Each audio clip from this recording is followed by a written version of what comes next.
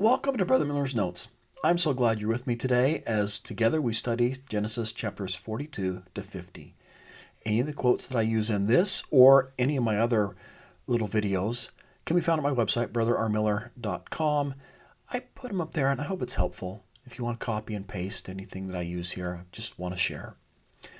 We left in Genesis 41. Joseph had been given an advancement. He's going to be governor. He's now the viceroy, second in command to Pharaoh. He's given a new name, Zapnath Paneah, which means revealer of a secret or preserver of an age, preserver of a world. Very appropriate title for him to be given. And, well, just as you start looking at everything we're going to be covering today, just an idea just as we study it. Look for how God fulfills all the promises he makes. It's a lot of comfort that can be given to us, just knowing not only does he do it for Joseph, but he does it for us in our lives as well. Maybe that's just something to look forward to as we go through today. Well, here's a storyline, and I'm going to use a little bit of a storyline. A lot of times when I want to spend more time at the chapters at the end of a lesson, I will just kind of break things up with, here's a few verses, maybe put people into groups if I'm doing it like in a Sunday school class or a high school seminary class. Each group, you read a few verses, and you're just going to tell us what's going on in the story. And then I may add one or two things if they don't bring it up in the story, just to make sure there's continuity. Because I want to spend more time on something I think is more important. And for me today, most of the time is going to be spent in Genesis chapter 49. Because I think that's very important, especially for our youth. And for us, I'll get there. Okay, so here's a storyline. Genesis 42 starts off that, well, there's corn in Egypt, and there's a famine. So Joseph gets to meet his brothers. They've come down, and they bow down in fulfillment of his dream. Well, he hears his brothers talking, and their brothers realize that they're in anguish. There's a lot of difficulty happening in their lives, and they've had a guilt that they've carried for so long. In verse 21, and this is the brothers of Joseph, said one to another, "We are verily guilty concerning our brother, wherein we saw the anguish of his soul, when he besought us, and we would not hear. Therefore is this distress come upon us." Well, part of this deal is you get the corn. You probably remember the storyline. Gets the money, sows it back into the sacks of corn. The idea is you're going to get your money and the corn too. But if you get hungry again, I hear you have a little brother Benjamin, bring your brother. Well, they go back. Now we're in chapter 42, 35 to 37. They're not getting hungry again. And it's like, we can't get any more food unless we bring Benjamin back with us. And Reuben, he's the one that stood up for Joseph. So his isn't very visible. If you remember when he's getting sold into Egypt, he's kind of like, hey, don't kill him. Let's just put him in a pit. We'll sell him. It's Reuben who goes back later on because he's thinking, okay, the brothers have kind of, their anger's abated. I'm going to go back, pull him out of the pit. All right, no harm, no foul. And then when he's sold, Reuben is quite distressed. And now at this point, he knows how much that's going to hurt Dad. And he just makes the comment to his dad. Well, verse 37, Reuben spake unto his father, saying, "Slay my two sons. If I bring him," this is Benjamin, "not to thee, deliver him into my hand, and I'll bring him to thee again. I'm responsible. I will take him to Egypt, and I will bring him back. And if I don't, you can kill my two sons, because now you've lost two sons." Reuben is you can just see that anguish he's carried with him, the guilt he's carried with him. And the fact to sacrifice and say, hey, I'm putting my sons on the line. His courage in that. I'm amazed at that. Well, then you get chapter 43. Benjamin goes to Egypt. And, well, they take the corn, take double. Joseph sees Benjamin, and he cries. It's 1 to 3 times he's going to be crying. 44, and we're 44, 1 through 9. Joseph stops the return home because he's placed a silver cup in the top in Benjamin's bag. And now I'm just amazed. in 44, verses 14 to 16, to see how these brothers have changed and matured. We may have Judah as having a bad rap, but now it's Judah. He speaks up for the younger brother. Take me. It's just the brothers have matured and changed and developed. They've been, well, they're now more of a family. And you get in verse 45, because just following the storyline, Joseph is going to reveal himself to his brothers. Okay, and he's making himself known. I've skipped a little bit. Joseph could not refrain himself before them that stood by him. He cried. Now, this is the third time. First time he conceals it. First two times. And now he's going to let them unconceal his weeping as he's about to make the reveal. Okay, cried every man to go out to me. And there stood no man with him, while Joseph made himself known unto his brethren. And he wept aloud. And the Egyptians of the house of Pharaoh heard. That's some pretty loud crying. And Joseph said unto his brethren, I am Joseph. Does my father yet live? And his brethren could not answer him, for they were troubled at his presence. That's an understatement. You sold me into Egypt, you left me for dead, and now I have a lot of power. I think I'd be pretty troubled if I was the brothers too. Is he going to take revenge on me? Is he going to take it out on me? Am I going to be sold as a slave? Now, verse 4, Joseph said unto his brethren, Come near to me, I pray you. And they came near. And he said, I am Joseph, your brother, whom ye sold into Egypt. It's that repeating, hey, I really am your brother. And it turns out to be a joyous reunion. Let me meet Benjamin.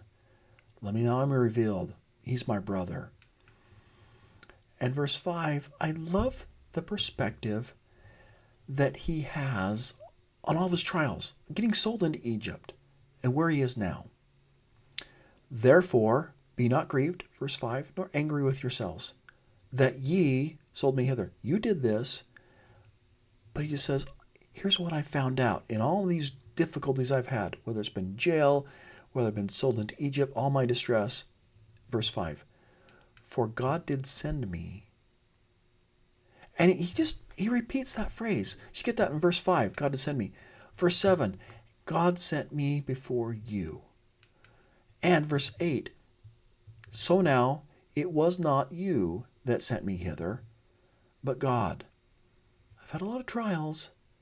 I know that you started the ball rolling, but really, I see God in all this. And he says, let me tell you what I found. God sent me here to preserve life. That's verse 5. And he's learned, I know that God sent me here to preserve you, a posterity. You might not have dealt well with me, but I'm the instrument in God's hands here. And the end of verse 8, God sent me here to be a ruler throughout all the land of Egypt. And then skipping down to verse 11, God sent me here so I can save your family. I can nourish thee, for yet we still got 5 more years of famine. And I just love Joseph's understanding of his trials. He's had time to process and see the hand of God in his life, even through his most difficult times. And it may be just a great chance to pause and just say, how did Joseph see his trials? What do you understand about his trials? It may be a great time for a discussion in family. What advice do you think Joseph would give someone today who's experiencing trials and difficulties in life? It's an amazing thing when you know of somebody who's gone through a lot, the advice they give, because they've learned it in a furnace of affliction. Maybe another way of discussing this. What advice are modern day prophets giving us today about dealing with our trials or difficulties in our lives? Because they give some great advice. These are also individuals who have gone through a lot of trials. Once again, they've had their trial in the furnace of their afflictions, and now they're sharing, being inspired of God to share. And it may just be one of these times where you say, hey, let's pause as a family and look at the last maybe general conference or two. Or if you're in a Sunday school class, get your phones out. Will you share with us some advice that one of our general authorities has given on trials? You can limit it, maybe First Presidency, or you can limit Quorum of the 12. But some of these sisters have such good insights about trials and dealing with them. So you could do like church's website or general conferences, however you want to refine that, and just give them 3 or 4 minutes. And I think you'll be delightfully amazed, like I am, when students or class shares or family. Family can just come up with such brilliant ideas. Well, moving to Genesis 46 to 50, where we are in Egypt. 46 verse 2, and God spake unto Israel in the visions of the night and said, Jacob, Jacob. He answered, Here am I. I love that imagery. And he said, I'm God, the God of thy father. Fear not to go down to Egypt, for I will there make of thee a great nation. Remember, Jacob's had this promise that he's going to be a great nation, and he's going to have land, and the land he's in is supposed to be given to him and his descendants. And now it's kind of troubling. God said, I'm going to have this land, and now I have famine, and do I need to go? And God's just saying, hey, I give you permission. Land's still there for you and your posterity. But you go to Egypt. I'm going to make you still that great promise. Promise is renewed. The covenant with Israel. God's still going to prevail. But you can do it through Egypt too. And so you get 46 verse 4. I myself will go down with you, God says, to Egypt. And I will also bring you up again. I promise you. You're going to go down. You'll come back. So this is what Google map of Egypt. And you think, well, what land are they going to? They go to a land called Goshen. Goshen's right about there. You notice you have the Nile that's coming down and with Cairo, and you have this fertile plain. Fertile plain is where it's getting watered. And the nutrients that come down the Nile kind of spread out there. It's just well irrigated, a lot of nutrients for great crops. And now that's where they get to be able to be, in the most fertile parts of all of Egypt. And the Pharaoh says it. The land of Egypt, verse 6, is before thee. You got your choice. In the best of land make thy father and thy brother to dwell. In the land of Goshen let them dwell. And if thou knowest any of activity among them, then make them rulers over my cattle. Hey, we're so grateful for your service. We are here and living because your forethought and your interpretation of the dream bless you and your family. And if there's any of them anything like you, let's make them superintendents of the king's herdsmen. Let's make them in charge, because if they're anything like you, we're happy. And then we have the opportunity where Joseph brings in his father to Pharaoh, sets him before Pharaoh, and Jacob blesses the Pharaoh. And, and there is a summary that he makes of his life. It's been some pretty tough times in his life. And you could, if someone asks or you want to go that detail, just look at what's gone on in his life, that he would say it's been kind of a lot of evil things happen in my life. And that's in 47 verse 9. But Joseph is one who makes Pharaoh rich. Joseph's foresight and interpreting the dream and what he does as the number 2 in command. Joseph first sells the grain, everything that's been stored up for 7 years, for money. And then when the money runs out, he says, I'll take your livestock. And when that runs out, I'll take your land. And ultimately, he obtains the people's servitude in exchange for food. Joseph enables Pharaoh to be the Pharaoh that we're going to get in the book of Exodus, where he owns everything because of the greatness of Joseph. And then after 17 years of living in Egypt, Jacob becomes old. He's 147 years old, right? And is about to die. And he says, I want 3 things from you, Joseph. Here's my dying wishes. 1, in 47, verses 29 to 30. Deal in true kindness with me. And he wants to be buried with his fathers. I don't want to be buried in Egypt. I want that promise the Lord said. I'm going to head back. I want to be with my fathers. I love that true kindness. There's a saying by the rabbis. Which is the highest form of loving kindness? The rabbis answer, the kindness one shows to them that are dead. Deal with me kindly when I'm dead.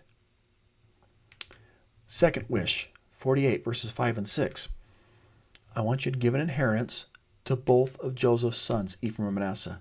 they get equal. Joseph is like, I like that idea. At least I would say that. And then 48, 8 through 9. One last thing. I want to give one last blessing to my sons. And so you get a record of these blessings. Now, first, the blessing of Ephraim and Manasseh.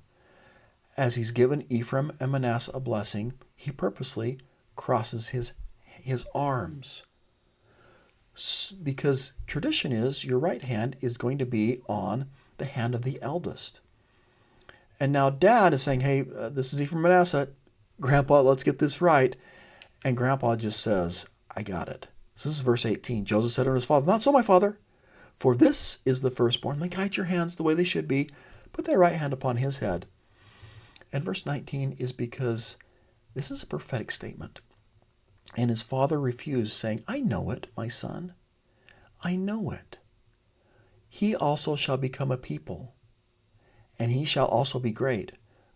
But truly his younger brother shall be greater than he, and his seed shall become a multitude of nations. This is a prophetic statement made by a prophet. I know what I'm doing. God's going to bless them both, but God has maybe a little bit different things in store for both. Well, chapter 49 is one of the greatest chapters in all of the Old Testament, as Jacob gives his blessing, a blessing to all of his sons.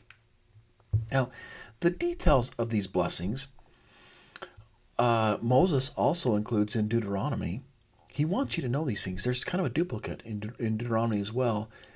And here are some details of their blessings, and he relates them because they can relate to all of the descendants of these individuals.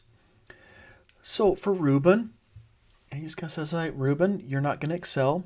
You did sleep with your stepmom. Verses 2 and 3, Simeon and Levi are divided and scattered for their cruelty and anger. Judah, here's a prophecy. It's through you that Christ will come, through your descendants. That's got to make Judah pretty happy. Zebulun, your descendants are going to dwell by the sea. Issachar, you're going to be strong, but a servant. Dan will become a judge, your people a judge in Israel. Gad shall overcome at last. That's you're going to be what's up. You're going to overcome it. Asher, you're going to eat a lot of fat bread, royal dainties, things are looking up for you and your descendants. Naphtali, hey, you're going to give good words. Joseph, okay, we'll get this on the next slide, verse 12. And Benjamin, you'll become mighty in battle. And for the descendants of Joseph, verses 22 and 26, Joseph, one of them is going to be a fruitful bough over whose branches will run over the wall. He'll be fruitful, have the blessings of his fathers, and most members of the church will come through Joseph, the tribes of Ephraim and Manasseh. He uses some vocabulary, which is, he talks about a well, he talks about a wall, he talks about branches that go over this wall and spread. Well, that is a prophecy of the spread of Ephraim and Manasseh. In the Book of Mormon, they understood this prophecy, and they knew that they were one of those branches that went over the wall or the ocean, and that it was planted somewhere else. So in 2 Nephi chapter 3, one of several places where it says this, wherefore Joseph truly saw our day, and he obtained a promise of the Lord, that out of the fruit of his loins the Lord would raise up a righteous branch unto the house of Israel, not the Messiah, but a branch which was to be broken off. Nevertheless, to remember it in the covenants of the Lord, the Messiah should come from manifest unto them in the latter days, in the spirit of power, unto bringing them out of darkness unto light, yea, out of hidden darkness, out of captivity unto freedom. They understood that they were one of these branches. They understood that the Lord would come to them and visit their descendants. They understood that this was they were part of the fulfillment of this prophecy. Well, these are just some things that maybe people can learn about their ancestors, patriarchal blessings, because that's what we call them today. Moses gives us a little snippet of here's what was blessed, but also it's an introduction to blessings that we can get called patriarchal blessings. President Gordon B. Hinckley, I hope that we are encouraging those who are mature enough to understand the importance of a patriarchal blessing, to receive one. I count my patriarchal blessing as one of the great sacred things of my life. A patriarchal blessing is unique and sacred and personal, and a wonderful thing it may give unto every member of the church who lives worthy of it. The first parenthesis is noted. Patriarchal blessings contemplate an inspired declaration of the lineage of the recipient, and when so moved upon the Spirit, an inspired and prophetic statement of the life mission of the recipient, together with such blessings, cautions, and admonitions as a patriarch may be prompted to give for the accomplishment of such life's mission.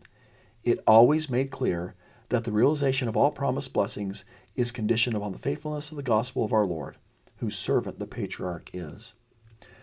Part of patriarchal blessing, we talk about, here's the lineage. You're the lineage of Judah, or you're the lineage of Ephraim, or Manasseh, or whatever the lineage is. And as we study Genesis 49, we also get a peek into what our forefathers, the blessings that they had. So if you're part of, I've got a great friend who's of the lineage of Judah, and you can read about Lion there, that there's going to be a period of power, and that the Messiah is going to come through it. So here's a little bit of snippet here, 49, and then Deuteronomy 33.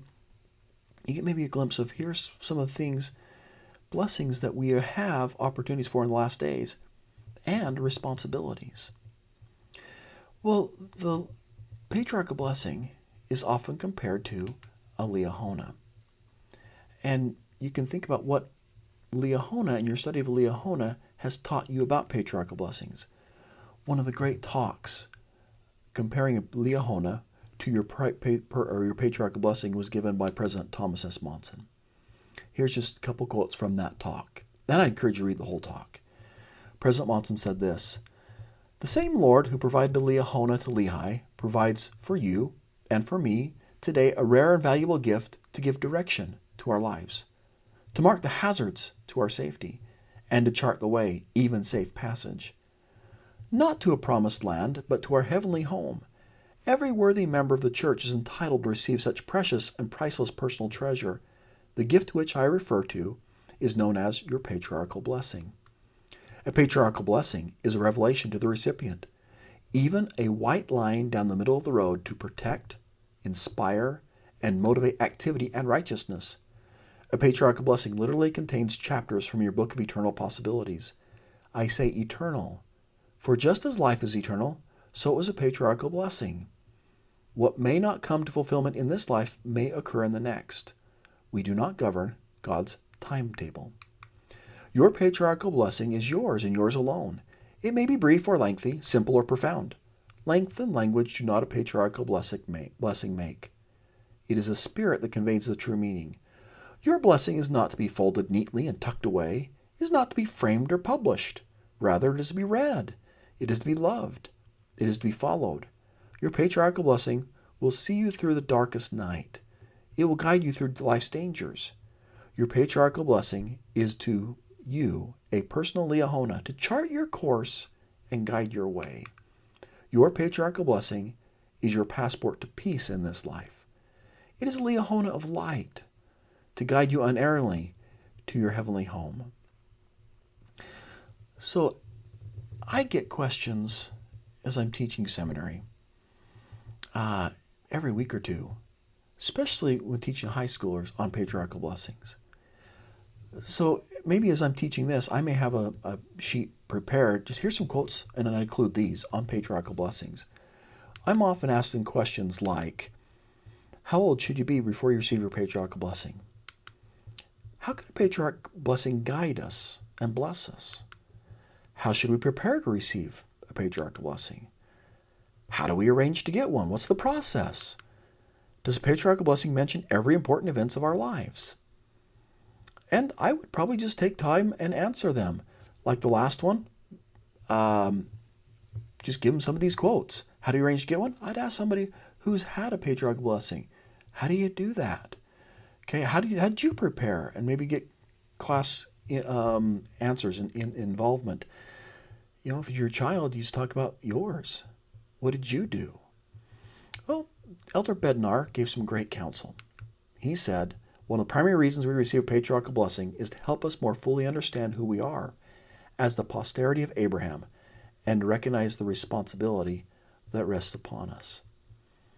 And I think maybe I hit this quote a little bit more because sometimes we talk about blessings, but I love Elder Bednar's framing of a patriarchal blessing. It also tells us our responsibilities that we have. President James E. Faust taught, When moved upon by the Holy Spirit, the patriarch makes an inspired declaration of the lineage of the recipient together with such blessings, spiritual gifts, promises, advice, admonition, and warning as the patriarch feels inspired to give. It is in essence a prophetic utterance. Patriarchal blessings should be read humbly and prayerfully and frequently. A patriarchal blessing is very personal, but may be shared with family members.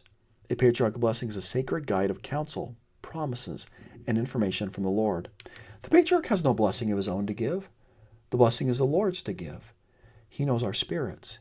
He knows our strengths and weaknesses. He knows our capacities and our potential. Our patriarchal blessing indicate what the Lord expects of us and what our potential can be. Our blessings can encourage us when we are discouraged, strengthen us when we are fearful, comfort us when we are sorrow, give us courage when we are filled with anxiety, and lift us up when we were weak in spirit. I give a lot of these quotes to my students if I'm teaching, or I've gone through all these with my children as they're talking about and asking about patriarchal blessings. There is an article that was published a while ago, and I just think this is such good advice.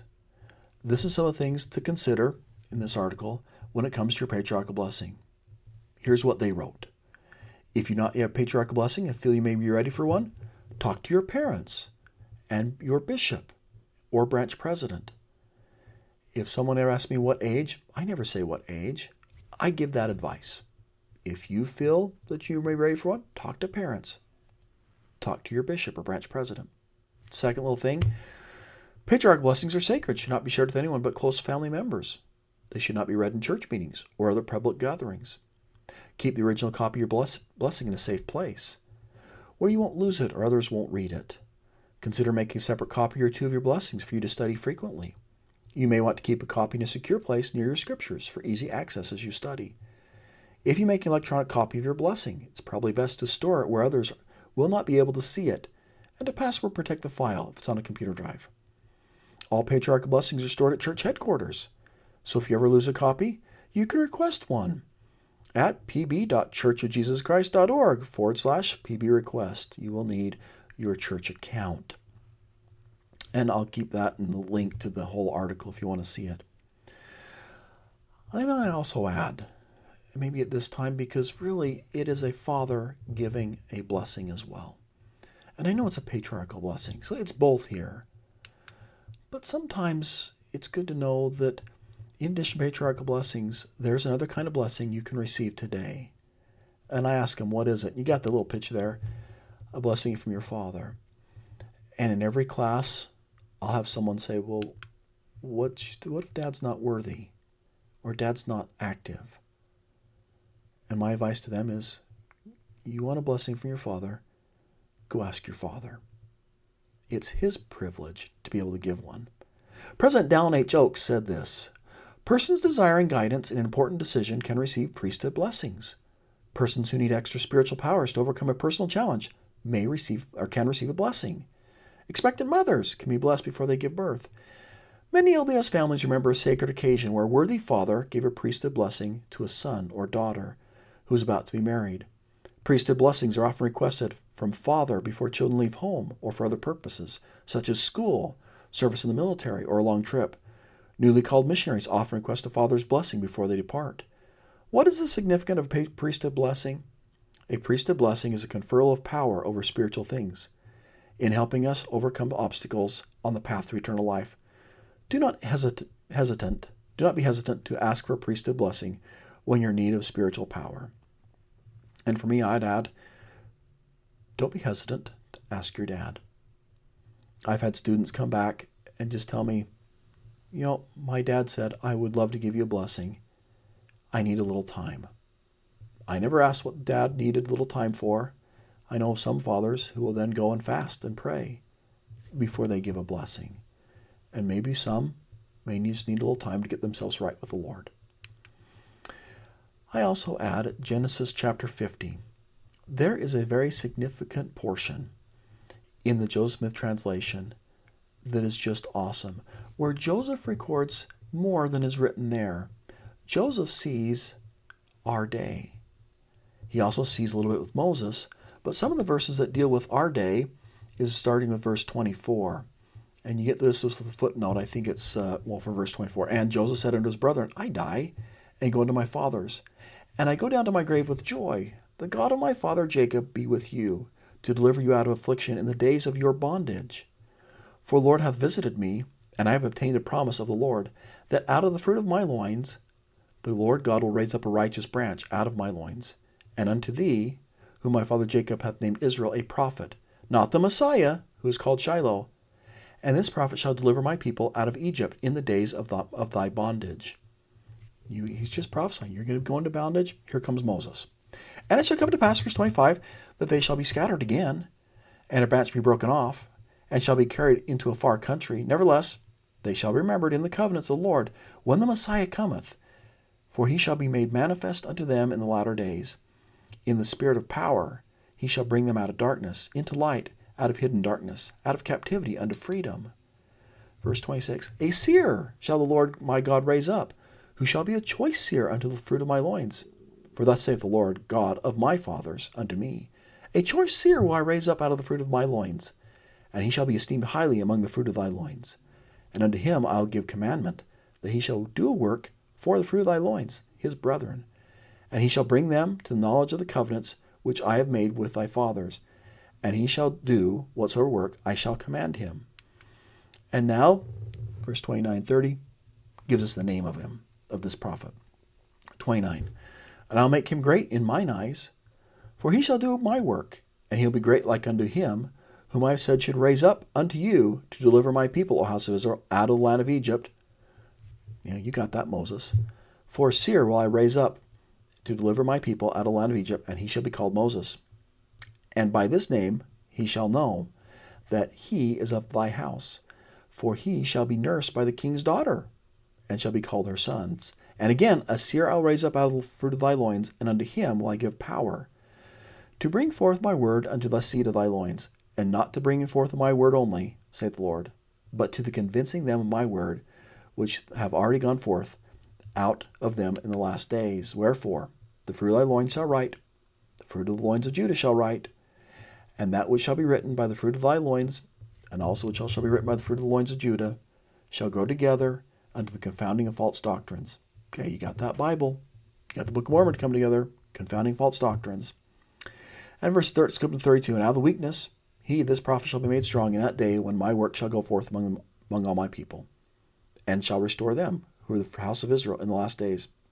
And that seer I will bless. They that seek to destroy him shall be confounded. For this is the promise I give unto you. I will remember you from generation to generation, and his name shall be called Joseph. And it shall be after the name of his father. You got that, Joseph. And he shall be like unto you.